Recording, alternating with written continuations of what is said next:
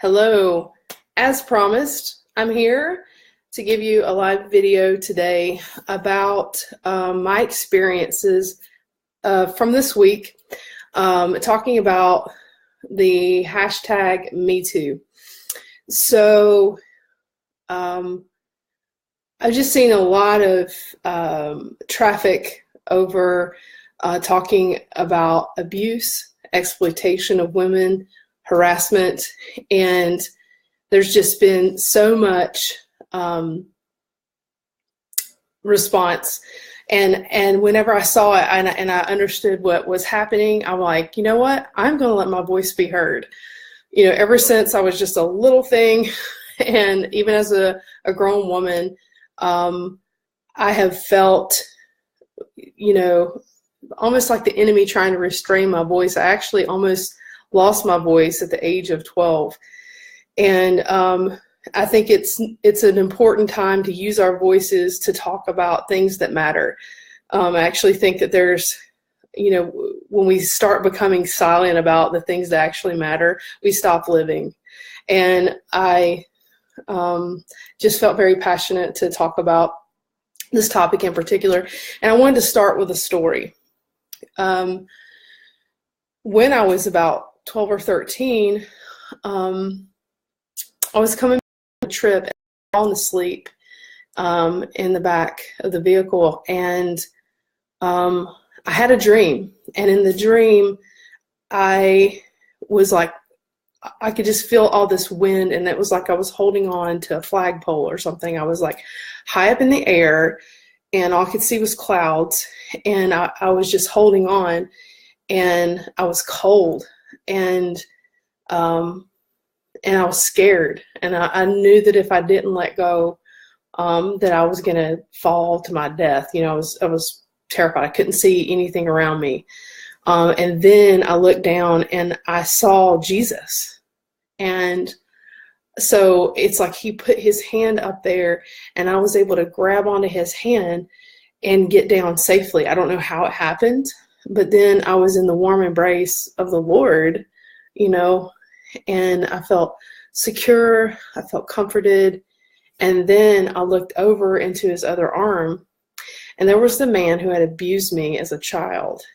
And I was stunned, I was shocked, I felt betrayed by God.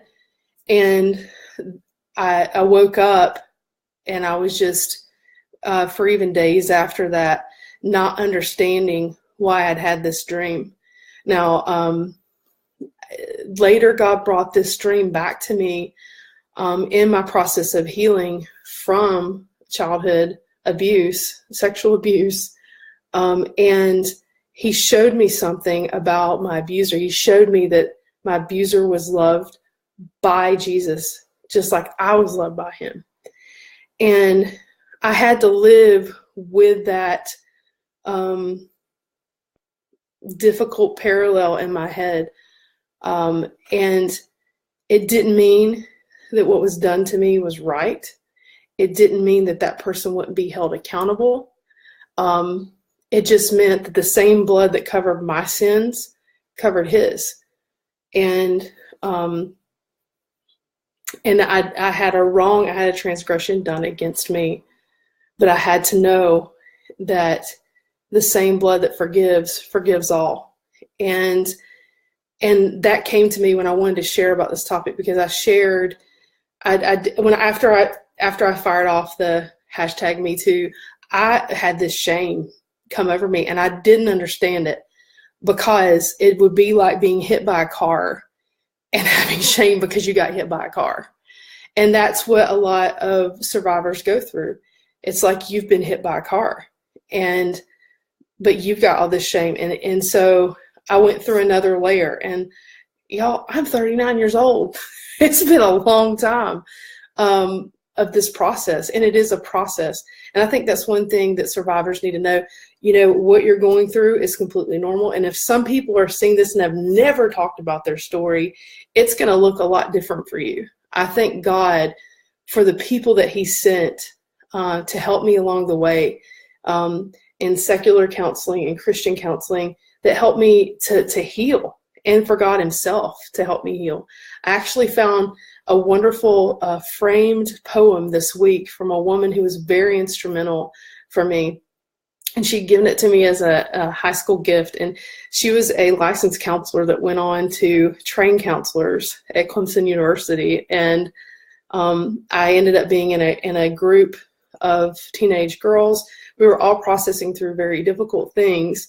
Not all of us had been sexually abused, but we had gone through difficult things, and we were able to process with one another, to hear one another's stories, and to realize that, you know, hey, we're going through something difficult and something painful, but so has everyone in the group. Like, we had all gone through something painful, and so that group experience was very helpful. So yeah, so that, I'm glad you gave me that opportunity just to share my experience with that. And I'm glad I had the opportunity even to share the hashtag #MeToo this week, because in my book that's coming out, hopefully sooner than later, because these things take time. The book is finished, but you got to go through processes to get them published. So I'm in that process. And I came out about my abuse in the book because I felt like it was important that my audience know, hey, you know, I've gone through this. I've had this difficulty, and I've been able to have, I've been able to experience love from a man.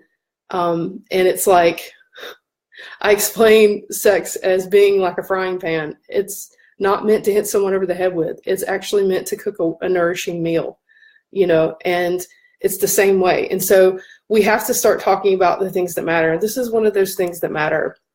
And so I just wanted to give dignity to you and to your story. Maybe you're hearing about the dream that I just talked about, and you're like, oh my gosh, I can't even go there. You know, this person's despicable, da, da, da. I get that. The forgetting is not anything that probably will ever happen. The forgiveness sets you free. It keeps you from drinking poison, thinking the other person's going to die. You know, in some cases there has to be legal, there's legal things that has to happen. I went through a legal process. My abuser was never charged. And that was difficult for me. So I had to trust that God had justice. I had another attempted abuser who God brought justice to. And I wasn't joyful over that. It's always painful to see someone have to suffer consequences. You don't want to see people have to either do the sin or have to face the consequences.